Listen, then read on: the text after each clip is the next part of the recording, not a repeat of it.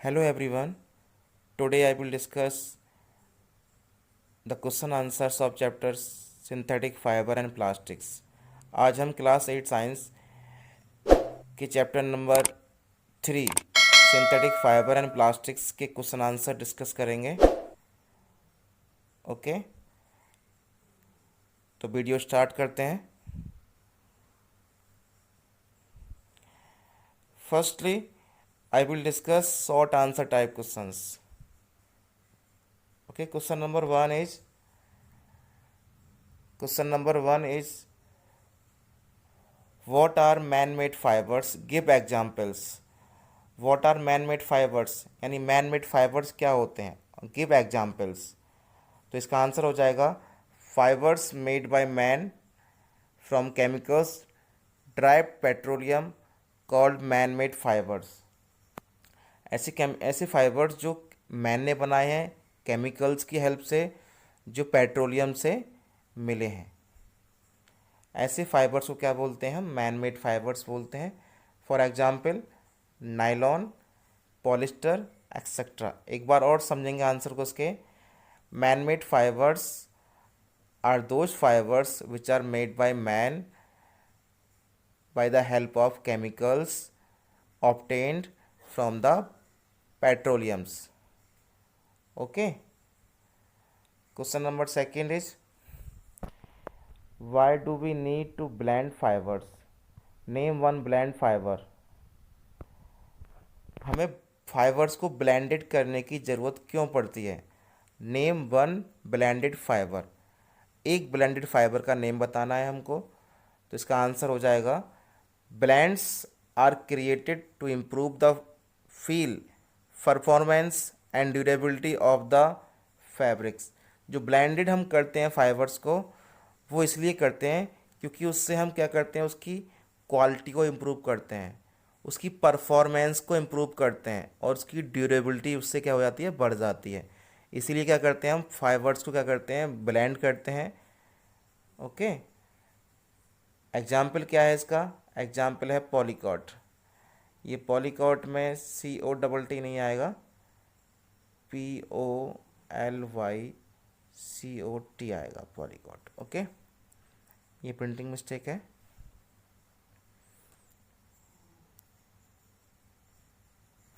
Okay, चलते हैं next slide पर। Question number 3, nylon fibres are used in making ropes for climbing mountains, explain. Nylon fibre का use making ropes बनाने में होता है फॉर द क्लाइंबिंग माउंटेन्स, यानी माउंटेन्स पर जो माउंटेनियर्स चढ़ते हैं उनके लिए रोप्स बनाने में नायलॉन फाइबर का यूज होता है। इसको एक्सप्लेन करना है हमें, क्यों होता है उसका यूज। तो देखिए इसका आंसर हो जाएगा nylon fibre is very strong and light weight. Nylon fibre की जब प्रॉपर्टी मैंने आपको पढ़ाई थी, बताया था कि nylon fibre is very strong होता है एंड लाइट वेट होता है।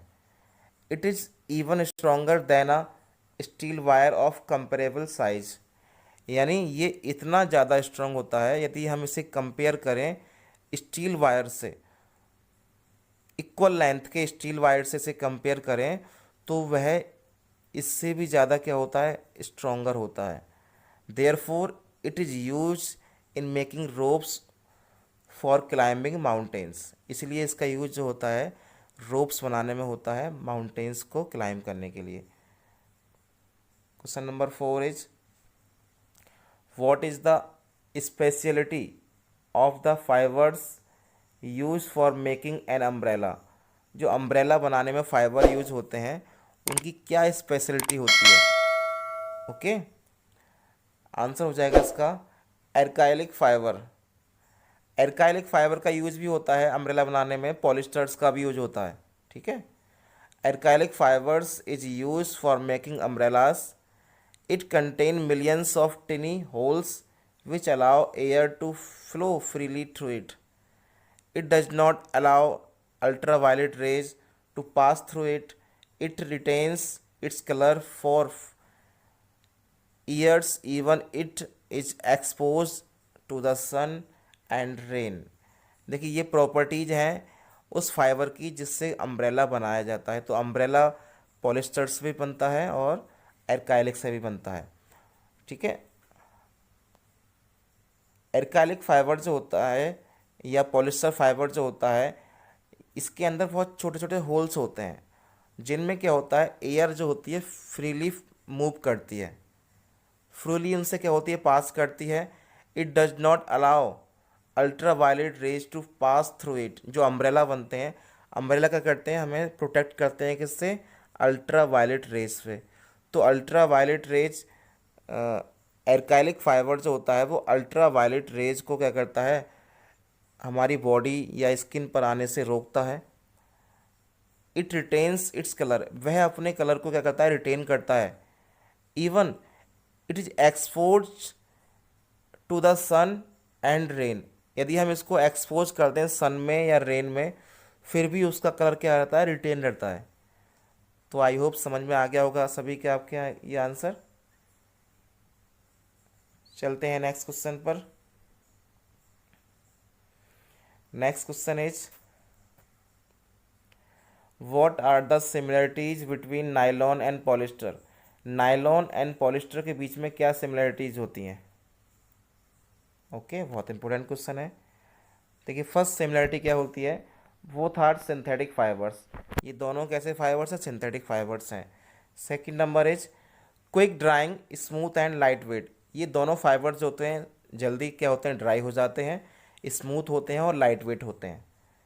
थर्ड सिमिलरिटी है easy to wash, moth and chemical resistance होते हैं।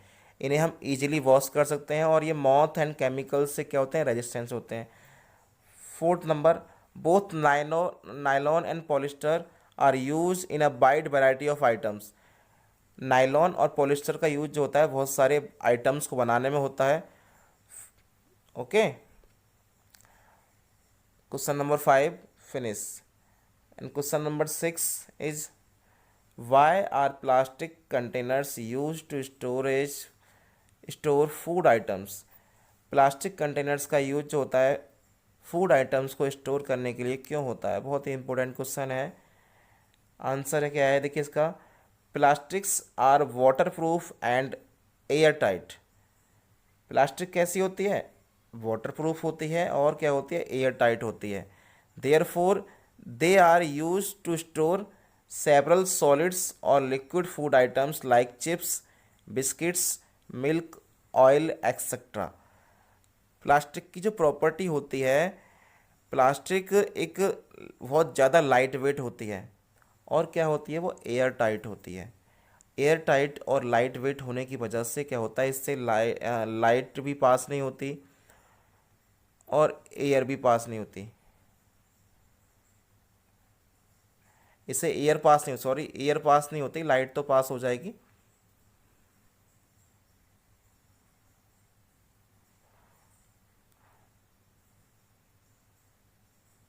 इसीलिए इसका यूज क्या करते हैं हम, चिप्स वगैरह की पैकिंग जो होती है, बिस्कुट्स वगैरह की पैकिंग होती है, मिल्क की पैकिंग होती है, वो किस में करते हैं हम, प्लास्टिक आइटम्स में करते हैं। ओके, चलते हैं नेक्स्ट क्वेश्चन पर की तरफ। Next question is question number 7।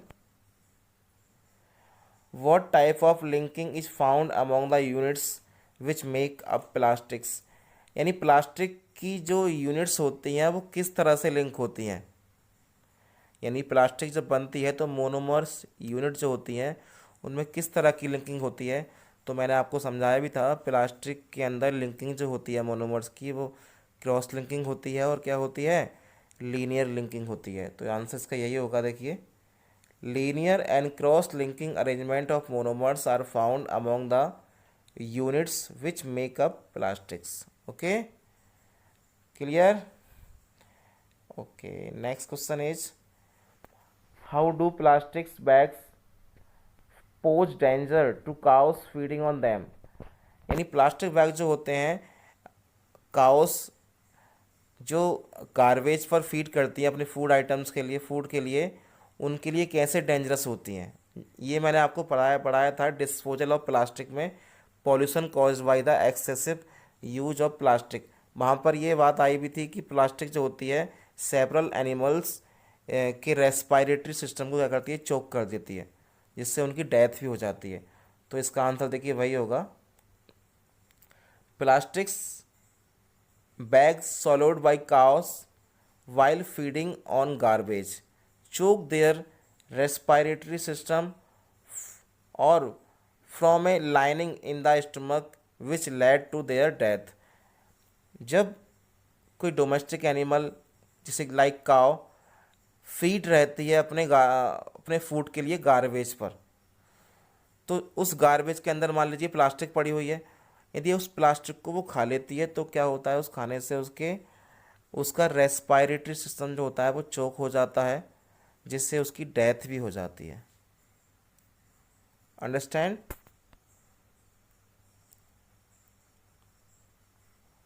Okay, चलते हैं नेक्स्ट क्वेश्चन।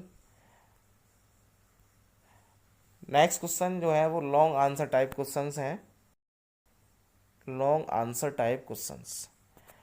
इसमें क्वेश्चन नंबर 1 है हमारा, define monomer, polymer, polymerisation. How are these terms related to each other, explain with example. ये तीनों टर्म्स कैसे आपस में रिलेट हैं, एग्जाम्पल के थ्रू समझाइए। तो हम पहले डिफाइन करेंगे वन बाई वन सभी को। पहले पॉलीमर। पॉलीमर क्या होता है, a long chain of repeating units is called polymer. यानी रिपीटिंग यूनिट्स की एक लॉन्ग चेन को हम क्या बोलते हैं, पॉलीमर बोलते हैं। और रिपीटिंग यूनिट को क्या बोलते हैं हम, मोनोमर्स। जो रिपीटिंग यूनिट्स होती हैं उनको बोलते हैं मोनोमर्स। तो हम बोलते हैं a long chain of monomers is called polymer. Second, monomer, the smallest unit of a polymer is called monomer. यानी किसी भी पॉलीमर की सबसे स्मॉलेस्ट यूनिट जो होती है वो क्या होती है, पॉलीमर होती है, सॉरी मोनोमर होती है। किसी भी पॉलीमर की सबसे स्मॉलेस्ट यूनिट जो होती है वो क्या होती है, मोनोमर होती है। Third number is polymerisation, the process in which monomers combine to form a polymer is known as polymerisation. एक ऐसी प्रोसेस जिसमें मोनोमर्स क्या होते हैं, कंबाइन होते हैं और क्या बनाते हैं, पॉलीमर बनाते हैं, उस प्रोसेस क्या बोलते हैं हम, पॉलीमराइजेशन बोलते हैं। आई होप सभी को समझ में आ गया होगा ये। अब इन तीनों में क्या रिलेशनशिप होती है, तो relationship between monomer, polymer and polymerisation, ये आपस में कैसे रिलेटेड हैं। तो polymers are made up of monomers. तो पॉलीमर और मोनोमर जो है आपस में बहुत ज़्यादा लिंक्ड हैं, क्योंकि मोनोमर्स से मिलके ही क्या बना होता है, पॉलीमर बना होता है। और मोनोमर्स के कंबाइन होकर पॉलीमर बनने की प्रोसेस को हम क्या बोलते हैं, पॉलीमराइजेशन बोलते हैं। तो ये तीनों आपस में क्या है, बहुत क्लोजली लिंक्ड हैं। Polymer are made up of monomers which are parts of a molecule, while polymer are large molecules that are formed by the bonding of monomers, and the process of bonding of monomers to form polymer is called polymerization। जो मैंने आपको बताया था वही है ये, कि monomers जब कंबाइन करते हैं, बाइंडिंग करते हैं, तो उस प्रोसेस को हम क्या बोलते हैं, पॉलीमराइजेशन बोलते हैं। और पॉलीमर किससे मिलके बने होते हैं, मोनोमर्स से मिलके बने होते हैं। तो ये तीनों आपस में क्या है, बहुत अच्छे से क्या है, लिंक्ड है। इसका एग्जाम्पल क्या है, देखिए एग्जाम्पल है मैक्रो मॉलिक्यूल्स। मैक्रो मॉलिक्यूल का मतलब है यहाँ पर बहुत बड़े बड़े मॉलिक्यूल जो होते हैं, जैसे विटामिन्स हैं, प्रोटीन्स हैं, फैट्स हैं, ये सब क्या होते हैं, मैक्रो मॉलिक्यूल्स होते हैं। और मैक्रो मॉलिक्यूल्स के अंदर भी क्या होते हैं, पॉलीमर्स होते हैं। ओके,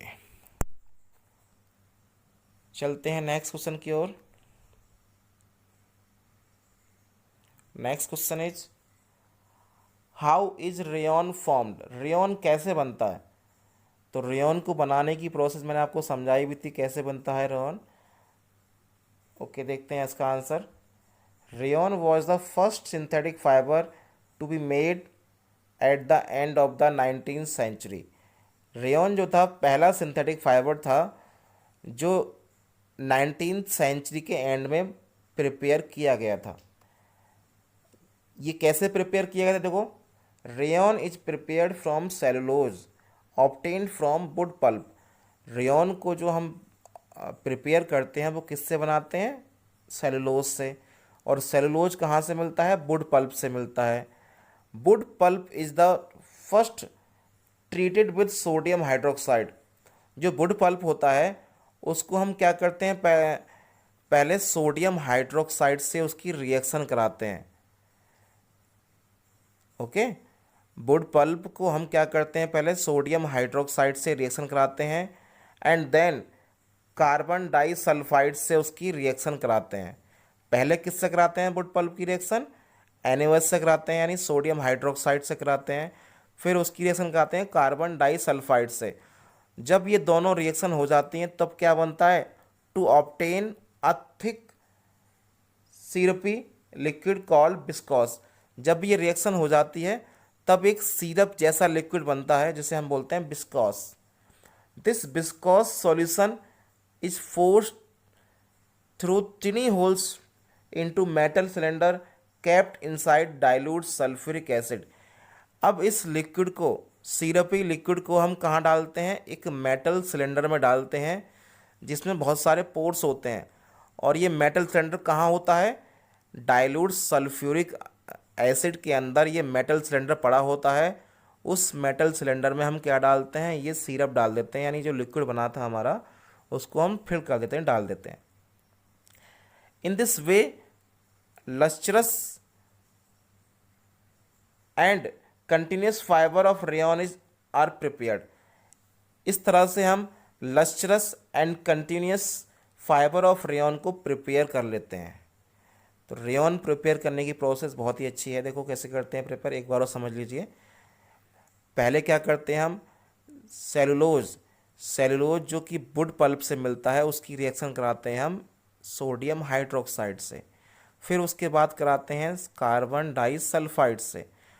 जैसे ही हम कार्बन डाइसल्फाइड से उसकी रिएक्शन कराते हैं तो हमें एक सिरप जैसा लिक्विड मिलता है जिसको हम क्या बोलते हैं? बिस्कॉस बोलते हैं। और ये इस बिस्कॉस को हम एक मेटल सिलेंडर में डाल देते हैं जो कहाँ पड़ा होता है? डाइल्यूट सल्फ्यूरिक एसिड के अंदर। इस तरह से हमारा कंटिन्यूस रेयॉन फाइबर प्रिपेयर हो जाता है।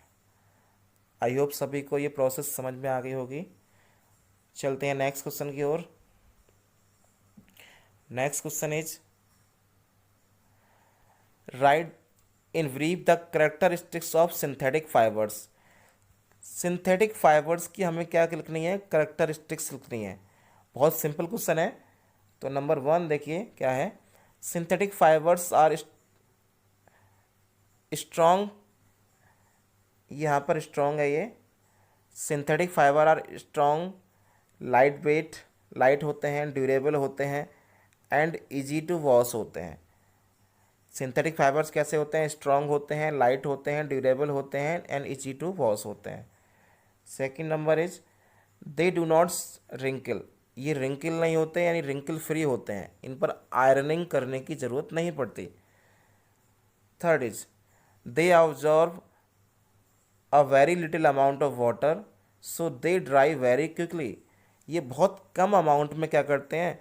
वाटर को एब्जॉर्ब करते हैं, इसलिए बहुत जल्दी क्या हो जाते हैं? ड्राई हो जाते हैं। फोर्थ नंबर दे कैच फायर वेरी इजिली। ये बहुत जल्दी क्या कर लेते हैं? फायर को कैच कर लेते हैं। 5 number they melt on heating. जैसे हम इसे हीट करते हैं ये मेल्ट हो जाते हैं। 6 number they are non biodegradable and cause soil pollution. ये कैसे होते हैं? नॉन बायोडिग्रेडेबल होते हैं और सॉइल पॉल्यूशन कॉज करते हैं। 7 number they are more attractive than natural fibres. ये नेचुरल फाइबर्स से ज़्यादा अट्रैक्टिव होते हैं और ज़्यादा ड्यूरेबल होते हैं। 8 number they can died in different colours. ये कैन है, डी ये मिसप्रिंट है। They can died in different colours. इनको हम डिफरेंट कलर्स में डाई कर सकते हैं। आई होप सभी को क्लियर हो गया होगा क्वेश्चन ये। चलते हैं नेक्स्ट क्वेश्चन की ओर।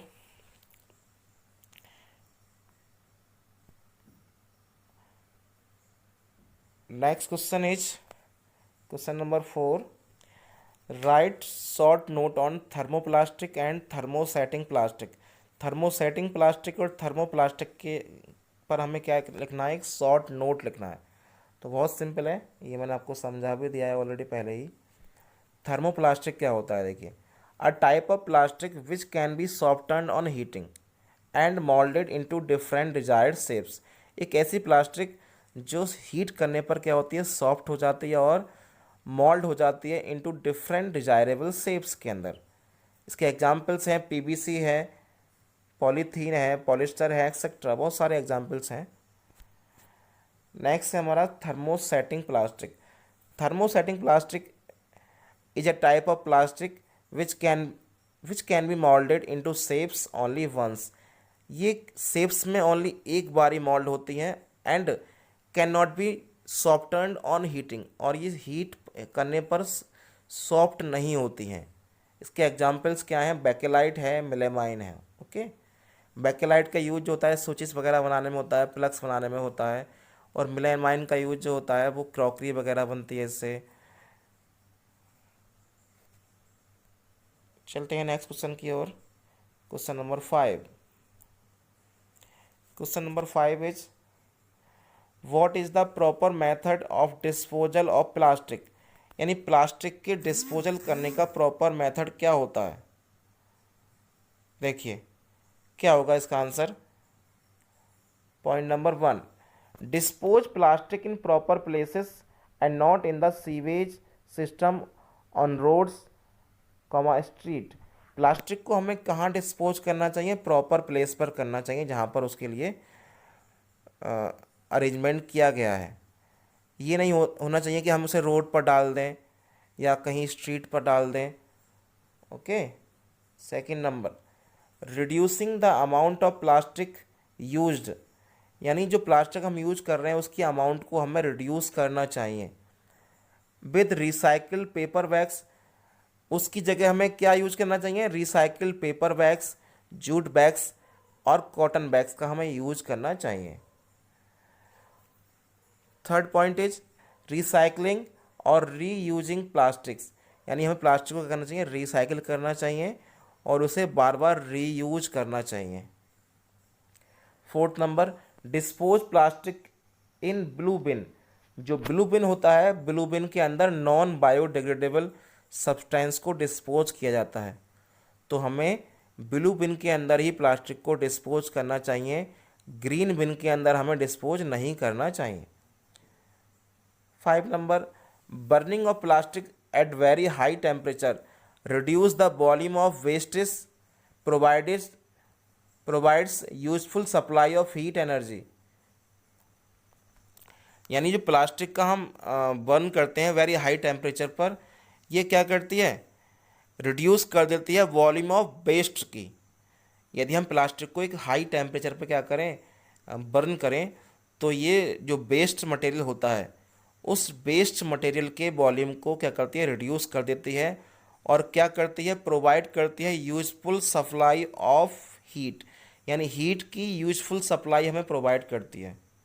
तो प्लास्टिक को जब भी आप बर्न करें हाई टेम्परेचर पर करें, जिससे क्या होता है, जो वेस्ट होता है उसके वॉल्यूम को क्या करती है, वो रिड्यूस करती है और यूजफुल सप्लाई करती है हीट की।